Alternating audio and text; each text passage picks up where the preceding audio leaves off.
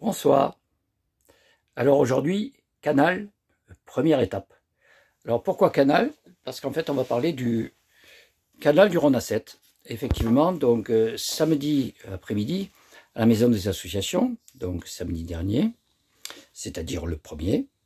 eh bien, il y avait une réunion organisée par 4 jeunes scientifiques de l'université de Saclay et de l'université de Montpellier, pour avoir l'avis, au-delà des avis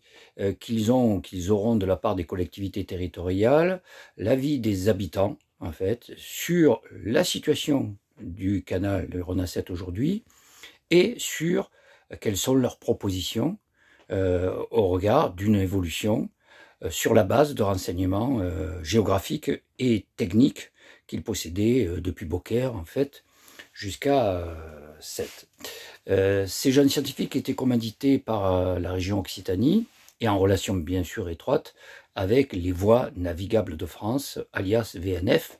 que vous connaissez à travers le dossier par exemple de la réparation du quai du pont des chemins de fer lors de la grande opération du pont de Provence cassé et remplacé. Ainsi donc, leur objectif était de recueillir en fait l'avis et les propositions de la population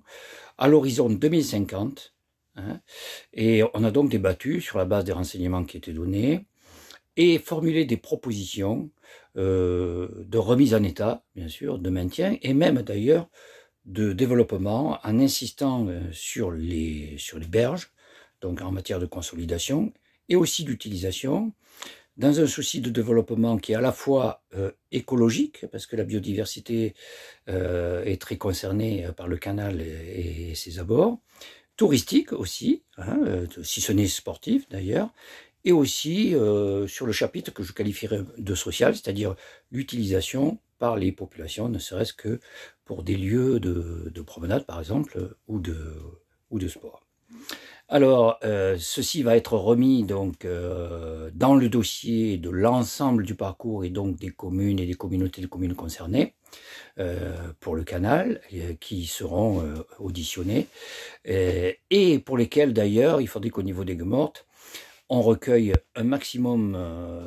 d'avis qui, pour ceux qui en particulier n'ont pas pu participer à la réunion de samedi, donc plusieurs associations ont décidé d'aider ces jeunes scientifiques et de relayer par la suite des petits questionnaires de manière à recueillir un maximum d'avis, hein, et de manière à ce que effectivement ces avis soient statistiquement fiables et représentatifs de la population, ensuite bien sûr de l'avis des élus des différentes communes concernées. Voilà, donc ça fera l'objet de notre chapitre sur le chapitre, je dirais, démultiplication et retour